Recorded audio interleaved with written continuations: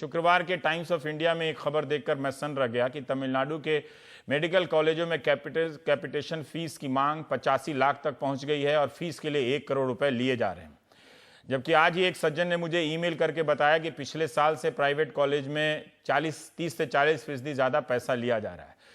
ये वो बच्चे हैं जो सीबीएसई द्वारा आयोजित नीट की इधर से नीट की परीक्षा में सफल हुए हैं। क्या वाकई हमें 2 करोड़ रुपए फीस देने में कोई नया बंदा है उसको मालूम नहीं है, आप पीछे से आ जाइए। हाँ, फर्क नहीं पड़ता है, फिर पढ़ाई का मतलब ही क्या रह जाएगा। क्या ये प्राइवेट मेडिकल कॉलेज इतने श्रेष्ठ हैं कि 2 करोड़ फीस ले और इस लिहाज से भारत के नामी गिरामी सरकारी कॉलेजों को घटिया घोषित कर बंद कर देना चाहिए, जहां लाख 2 लाख रुपए में मेडिकल की पढ़ाई हो जाती है।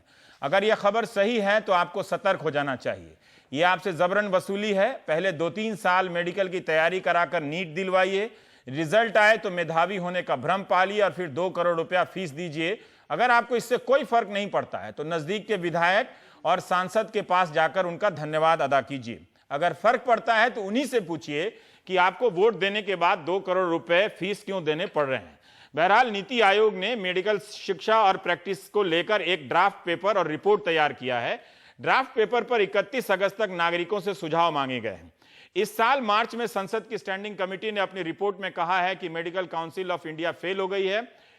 मई महीने में सुप्रीम कोर्ट ने सरकार से कहा था कि वो स्टैंडिंग कमेटी के सुझावों पर काम करे और एक निगरानी कमेटी बनाए जो एमसीआई पर नजर रखे।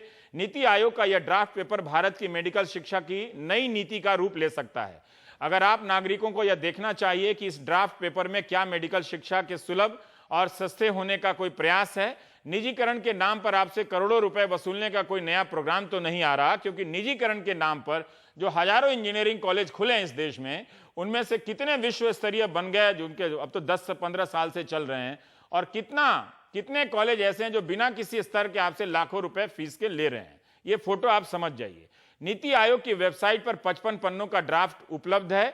मेडिकल काउंसिल ऑफ इंडिया की जगह नेशनल मेडिकल कमीशन का प्रस्ताव है। इसका काम मेडिकल शिक्षा के लिए नीतियां बनाना है। इसके तहत 4 बोर्ड बनाने के प्रस्ताव हैं। बोर्ड के अध्यक्ष स्वायत्त होंगे, उनके अपने अधिकार होंगे। ग्रेजुएट स्तर पर मेडिकल एजुकेशन के लिए अलग बोर्ड, पोस्ट ग्रेजुएशन के लिए अलग बोर्ड, मेडिकल असेसमेंट के लिए अलग और रेटिंग रजिस्ट्रेशन एथिक्स के लिए अलग।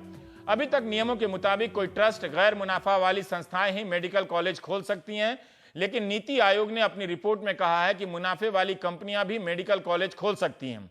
कहीं आप पीछे से हरकत ना करें, कैमरे के पीछे से। कहीं इसके जरिए मौजूदा प्राइवेट अस्पतालों को कॉलेज खोलने की अनुमति देने की व्यवस्था तो नहीं की जा रही है। ड्राफ्ट पेपर में इस बात पर शक जताया गया कि जो संगठन मेडिकल कॉलेज चला रहे हैं वे बिना लाभ की मंशा के नहीं चला रहे, बल्कि वे गैर कानूनी तरीके से मुनाफा कमा रहे हैं। तो क्यों ना मुनाफे को कानूनी तौर पर मान्यता दी जाए। ये कहा गया उसमें। रिपोर्ट के सेक्शन 3.8 में नीति आयोग ने का सुझाव है कि मेडिकल कॉलेज फीस पर आंशिक तौर पर ही कैप लगाए। जो फीस है उस पर ज्यादा रोक नहीं लगाया जा सकती है। अगर नीति आयोग फीस तय करता है और कड़े तौर पर लागू करता है तो इससे भूमिगत अर्थव्यवस्था को बढ़ावा मिलेगी। कॉलेज कैपिटेशन फीस और दूसरी कई तरह की फीस वसूलने लगेंगे। ऊपर से फीस कैप लगाने से प्राइवेट कॉलेज आगे नहीं आएंगे और फिर से कॉलेजों की कमी हो जाएगी। नीति आयोग ने कहा कि एक नेशनल मेडिकल कमीशन गठित होगा जो प्राइवेट कॉलेजों की 40% सीटों पर फीस रेगुलेट कर सकेगा। बाकी 60% पर फीस पर मेडिकल कॉलेज अपना फैसला लेगा। रिपोर्ट में यह भी कहा गया कि इससे क्रॉस सब्सिडाइजेशन होगा, यानी अमीरों से लेकर ज्यादा काबिल लेकिन गरीब छात्रों को सब्सिडी की तरह काम करेगा। यह गैस सिलेंडर वाला मामला लगता है, अमीर छोड़ दें और गरीब को मिलेगा। अगर यही कारगर मॉडल है तो इंजीनियरिंग से लेकर तमाम कॉलेजों में इसे अपनाया जाना चाहिए। इसमें यह भी कहा गया है कि कॉलेज का स्तर खराब होगा तो उसकी मान्यता रद्द नहीं होगी, खराब रेटिंग दी जाएगी और कॉलेज चलेंगे। चूंकि यह ड्राफ्ट पेपर है तो हम आज पुणे से आए डॉक्टर अभय शुक्ल से चर्चा करेंगे। अभय शुक्ल उन 2000 डॉक्टरों के संगठन से जुड़े हैं जो alliance of doctors for ethical health care. हम सब अमेरिका की नकल कर रहे हैं। वहां के 2000 डॉक्टरों के ग्रुप ने अपने देश में मांग की है कि सरकार एक ऐसा हेल्थ सिस्टम बनाए, प्राइवेट और सरकारी हर जगह सभी को स्वास्थ्य सुविधा मिले। फिलहाल सामान्य आदमी को वहां सुविधा नहीं मिल पा रही है। तो अभय शुक्ल ने एक किताब लिखी है डिसेंटिंग डायग्नोसिस। इसमें प्राइवेट मेडिकल के कॉलेज के अस्पतालों के डॉक्टरों ने गुप्त रूप से ये कबूल किया है कि क्या क्या वहाँ गड़बड़ियाँ होती हैं। और हमारे साथ एक और मेहमान हैं, संजीव बगाई साहब हैं, वाइस चेयरमैन हैं मणिपाल हॉस्पिटल द्वारिका के। संजीव बघेल साहब, मैं आपसे जानना चाहता हूं कि ये जो नियम है, जो अभी तो ड्राफ्ट है, फाइनल नियम नहीं है, क्या ये आपको ठीक लगता है? देखिए, जो अभी फिलहाल मेडिकल सिस्टम जो चल रहा है मेडिकल काउंसिल के through, medical council of India के थ्रू, और जो इसमें कहा गया, वो फिलहाल की छोड़ दीजिए, जो इसमें कहा गया एडमिशन और प्राइवेट कॉलेज के बारे में। देखिए, इसमें इंडिया में इतनी हद तक डेफिशिएंसी है हेल्थ केयर की कि हमें रिफॉर्म और चेंजेस की सख्त जरूरत है। जब तक हम इस पूरी चीज को लार्जर गैमेट में ना देखें, यानी कि मेडिकल कॉलेजेस को फॉर प्रॉफिट भी देखना चाहिए, इसमें कोई हर्ज नहीं है, कोई हानि नहीं है। जो आदमी प्राइवेट मेडिकल कॉलेजेस लगा रहा है उसमें सब्सटेंशियल कैपिटल इन्वॉल्व होती है। आपका बिजनेस है, सरकार का काम है शिक्षा नीति एक ऐसी उपलब्ध कराए जिसमें लोग एक सामान्य स्तर पे पढ़े।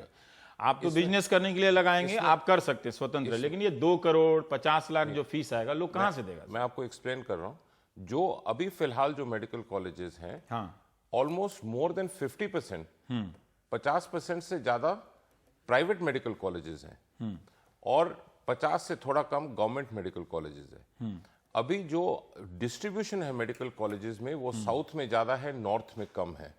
ये सारा जो इक्विटेबल डिस्ट्रीब्यूशन और equitable ratio of fees structure है, ये जब तक इसमें रिफॉर्म नहीं आएंगे हम आगे नहीं बढ़ सकते। आप ये कह रहे हैं कि 500 मेडिकल कॉलेज होंगे तो फीस कम हो जाएगी, आप ये कह रहे हैं? ये सप्लाई एंड डिमांड पर डायरेक्ट निर्भर है। 12 लाख से ज्यादा स्टूडेंट अप्लाई करते हैं एमबीबीएस के लिए। एमबीबीएस में केवल 53,000 सीट्स हैं।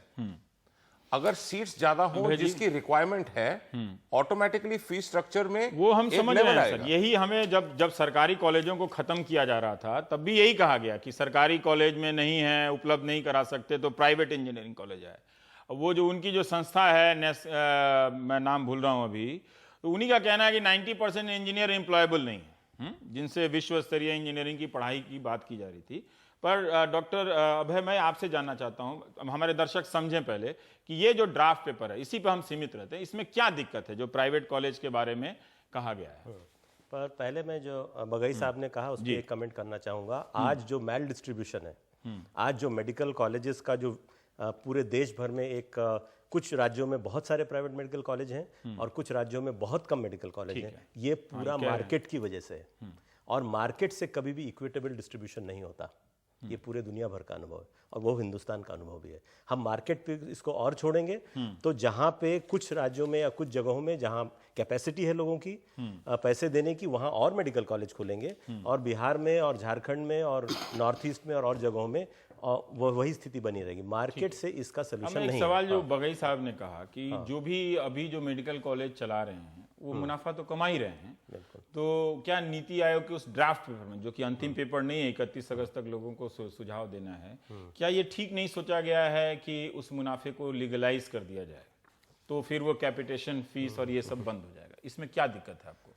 नहीं, इसमें बहुत बड़ी दिक्कत है, और दरअसल ये आग को बुझाने के लिए केरोसिन डालने जैसी चीज़ है। अच्छा, यानी कि जब हम देख रहे हैं कि पहले से ये परिस्थिति है कि प्राइवेट मेडिकल कॉलेजेस में बड़े स्तर पे भ्रष्टाचार है, बहुत बड़े स्तर पे इलीगल डोनेशंस चार्ज किए जा रहे हैं। जैसा आपने कहा, 1 करोड़ 2 करोड़, कहीं कहीं पे तो कुछ स्पेशलाइजेशंस के लिए 4 करोड़ तक। आज एक सज्जन ने मुझे ईमेल किया है, मुझे क्यों ईमेल कर रहे हैं? अपने सांसद को करें, अपने विधायक को करें। हाँ, तो ये परिस्थिति है जहाँ से हम शुरू कर रहे हैं, और हम ये कह रहे हैं कि अब फीस के ऊपर नियंत्रण बड़े स्तर पे हटा देना चाहिए। ये नीति आयोग के ड्राफ्ट में है, और आपने 40% का 40% मैक्सिमम है, actually it is up to 40%। तो हो सकता है सिर्फ 10% सीट्स पे फीस का नियंत्रण रहे और 90% सीट्स पे कोई नियंत्रण ना रहे। और ऐसी परिस्थिति में जो इसमें एक सामान्य दर्शक को क्यों समझ में आना चाहिए कि ये बुरी बात है? आप देखिए, आप उनको हेल्प कीजिए समझ उसका परिणाम हमको अभी से दिखाई पड़ने लगा है कि जब एक डॉक्टर 2 करोड़ रुपए दे करके और अपनी मेडिकल पढ़ाई पूरी करेगा, उसके बाद वो डॉक्टर बाहर निकलने के बाद वो क्या करेंगे?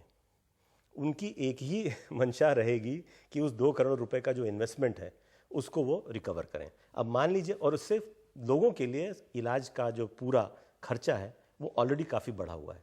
अब ये 2 करोड़ यदि 3 करोड़ हो जाता है या 4 करोड़ हो जाता है, तो लोगों के लिए सीधे सीधे इलाज का जो खर्च है वो बढ़ेगा, और जिसको हम इर्रेशनल केयर बोलते हैं, यानी कि जो बिल्कुल तर्कसंगत नहीं है, इस प्रकार की जांचें। साहब ने कहा कि ज्यादा मेडिकल कॉलेज खुल जाएंगे तो दाम कम हो जाएंगे, फीस कम हो जाए, ऐसा होता है? ऐसा नहीं है। ऑलरेडी हमारे देश में 500 से ऊपर मेडिकल कॉलेजेस हैं हिंदुस्तान में। 500 खुलने से दाम कम हुए या दाम कम नहीं हुए हैं। प्राइवेट मेडिकल कॉलेजेस खोलने से दाम कम नहीं होंगे। पब्लिक मेडिकल कॉलेजेस यदि खोले जाएं जिसमें कि नियंत्रित तरीके से फी ली जाए और ऐसे डॉक्टर निकलें, जैसे मैंने all India institute of medical science से मेरा शिक्षण हुआ है, जहां 60 रुपये महीने हमारी फीस थी।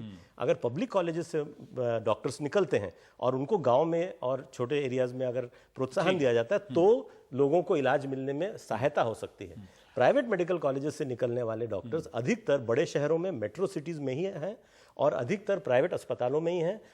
बहुत ही कम ऐसे हैं जो पीएचसी में जाते हैं या सरकारी सिस्टम में जाते हैं। 50-50% आपने ही कहा कि सरकार और प्राइवेट के दोनों के कॉलेज हैं, तो मुझे ये बताइए कि जब 10 से 500 हुआ होगा तो फीस कम हो गया कि फीस बढ़ गया? सर मैं आपको एक्सप्लेन कर रहा हूँ।